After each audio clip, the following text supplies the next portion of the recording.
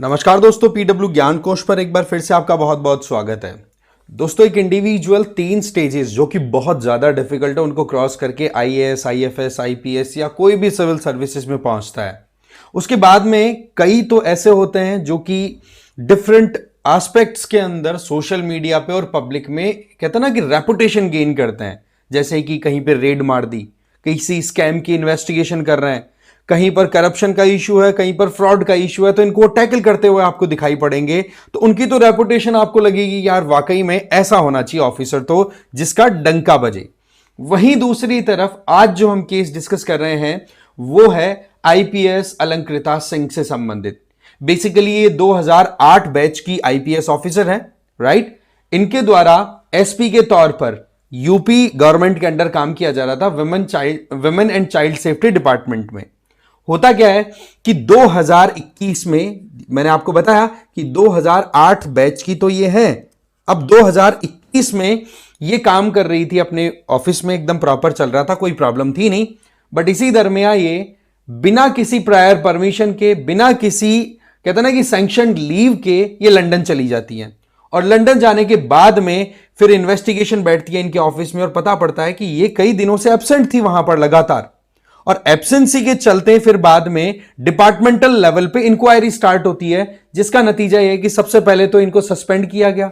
और इसी दरमियान मामला इतना ज्यादा बढ़ गया कि इन्होंने अल्टीमेटली सस्पेंशन तो हो ही गया था, रेजिग्नेशन भी सबमिट कर दिया, जिसको हम वॉलंटरी रिटायरमेंट सर्विस का होता ना, वीआरएस ले लिया इन्होंने। तो ऐसे में इन्होंने यूपी गवर्नमेंट को जैसे ही ये सबमिशन किया वो तो एक्सेप्ट हुआ नहीं और इसका सस्पेंशन कंटिन्यू रहा। और इनको ओवरऑल जो उत्तर प्रदेश में हेडक्वार्टर्स है वहां पर इनको काम करने के लिए बोल दिया गया। अब आप देखोगे कि सस्पेंशन जो था ना उसको फिर साइड करके इनका जो रेजिग्नेशन लेटर था उसको अल्टीमेटली यूपी गवर्नमेंट के द्वारा एक्सेप्ट कर लिया गया। तो मामला कुछ ऐसा है कि अलंकृता सिंह के जो हस्बैंड है वो बेसिकली लंदन में रहते हैं, राइट। तो ऐसी परिस्थितियों में ये उस टाइम पर हो गई होगी, फैमिली इशू आ गया होगा, कुछ भी एस्पेक्ट हो सकता है। तो इन्होंने ज्यादा कुछ इंटीमेट नहीं किया अपने हायर अथॉरिटीज को। आपको पता भी है वैसे भी बहुत सारी पॉलिटिक्स डिपार्टमेंट्स में चलती रहती है। तो ये चली गई लंदन, ठीक है, बिना कोई अपने प्रायर अप्रूवल लीव्स को अप्रूव करवाने के, बिना कोई परमिशन के, राइट। वैसे बेसिकली ये जमशेदपुर से बिलोंग करती हैं, ठीक है। तो ये वहां पहुंच गई। पीछे से जब वैकेंट मिली इनकी पोजीशन की, कोई है ही नहीं, भाई वो ऑफिसर एसपी के तौर पे काम कर रही थी, तो डिपार्टमेंट ने इन्वेस्टिगेशन स्टार्ट की। और उसी टाइम पर अलंकृता सिंह ने भी व्हाट्सएप कॉल पे जब बातचीत हुई तो जो एडीजी है ना इन्हीं के डिपार्टमेंट वुमेन एंड चाइल्ड और प्रोटेक्शन ऑर्गेनाइजेशन के जो एडीजी हैं उनसे इनकी बातचीत हुई। तो इन्होंने एक्नॉलेज किया कि हाँ मैं एब्सेंट थी और कुछ इमरजेंसी थी, इस वजह से मैं यहां पर आ गई। तो फिर इनको एक डायरेक्टिव इशू किया गया, चलो कोई बात नहीं, आप चले गए, कोई बात नहीं है, आप कल आओ और रिपोर्ट करो ऑफिस में। ये सारा मामला जो चल रहा है ये डेट है 19 अक्टूबर 2021 की। और इनको फिर ऑफिस में आकर के नेक्स्ट डे अपनी कहते हैं ना कि अटेंडेंस लगानी थी, बट अगेन ये नहीं पहुंची, है ना। और सबसे बड़ी बात क्या है कि इनके द्वारा, अलंकृता सिंह के द्वारा 4 साल के लिए लबासना मसूरी जहां पर आईएएस की ट्रेनिंग होती है वहां पर भी डेप्यूटी डायरेक्टर के तौर पे भी इन्होंने काम किया है। इसका मतलब इनका एक अच्छा खासा बैकग्राउंड है काम का। बट यहां पर बिना किसी परमिशन के लंदन चले जाना, और फिर उसके बाद में जब ऑफिशियल्स ने यह कहा, एडीजी की तरफ से यह बात कही गई कि आप नेक्स्ट डे आओ और रिपोर्ट करो ऑफिस में, बट ये आई नहीं, तो अल्टीमेटली गिल्टी पाई गई। गिल्टी पाने की वजह से फिर इनके अगेंस्ट में केस तैयार हो गया एक्शन का, बिल्कुल। अब गिल्टी पाई गई किस किस चीज की? एक तो बोला इन्होंने बहुत ज्यादा नेग्लिजेंस शो की है। ये वैल्यूज हैं जो आपके पास में होनी चाहिए, ठीक है।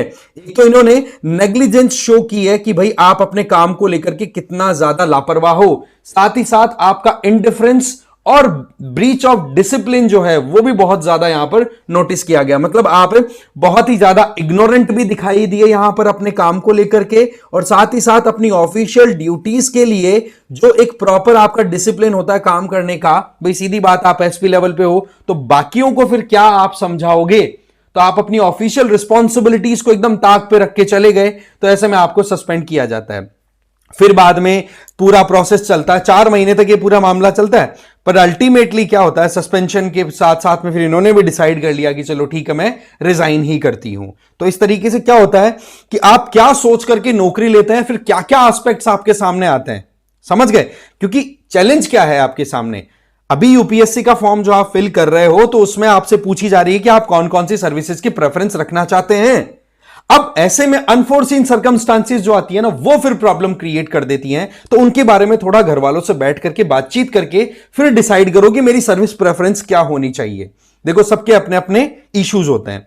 अल्टीमेटली फिर गवर्नमेंट डिपार्टमेंट जो था, ठीक है, women and child protection department, उनकी तरफ से all India services discipline and appeal rules 1969 के आधार पर रूल नंबर 8 के चलते इनके खिलाफ में फिर सस्पेंशन का जो चार्जशीट है वो डेवलप कर दी और इनको सस्पेंड कर दिया। फिर 4 महीने का प्रोसेस बीतता है और अलंकृता सिंह जो है वो सस्पेंड तो हो ही गई, और इनको फिर ये कह दिया 4 महीने के अंदर कि जी आप जो डीजीपी हेडक्वार्टर्स है लखनऊ, वहां जाएंगे और वहां पर आपको अपनी ड्यूटीज है वो साइन करने का रहता है। सस्पेंशन पीरियड में भी आपको साइन करके आना होता है। आपको बिल्कुल बेसिक जो अलाउंसेज हैं वो मिलते रहेंगे, जिससे कि आपकी लाइफ प्रॉब्लम में ना जाए, है ना। बोलते हैं कि आधी सैलरी के लगभग मिल जाती है ना, तो वो बोला आपको कंटिन्यू मिलती रहेगी। बट अल्टीमेटली इनके द्वारा एक होता है ना, जो प्रॉपर प्रोसेस जो होता है वो फॉलो नहीं किया। और एक यहां पर इशू यह आ गया कि इनको ये कहा गया था कि भाई आप जो व्हाट्सएप कॉल हुई थी ना उस टाइम पे भी, और पूरा जो चार्जशीट दी गई थी उसमें एक्नॉलेज करने की कोशिश की गई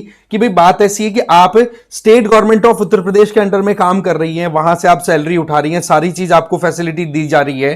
तो आप ये बताओ कि उसके अलावा कहीं पर कोई ऑफिस ऑफ प्रॉफिट में तो कहीं इन्वॉल्व नहीं हो ना, कोई दूसरी जॉब में, कहीं दूसरे एम्प्लॉयमेंट में, ट्रेड में, बिजनेस में, क्योंकि आप एडिशनल ये काम नहीं कर सकते हो जब जॉब में रहते हो। ये सारी चीजें एक्नॉलेज की, बट अल्टीमेटली सारी चीजें जब उलझी हुई निकली तो पता पड़ा कि अलंकृता सिंह जी ने खुद ने ही फिर बाद में वीआरएस, वॉलंटरी रिटायरमेंट स्कीम है, वो सब्सक्राइब कर ली। बट इतने दिन हो गए, आप खुद देख लो, 4 साल का पीरियड हो गया लगभग, ठीक है। तो इस 4 साल के पीरियड में सस्पेंशन कंटिन्यू था। बट अब फाइनली आप देखेंगे 24 तारीख को, मोटी मोटी बात करें कल या फिर 22 तारीख की न्यूज है प्रोबेबली, इसमें तो अपने पास 24 की है।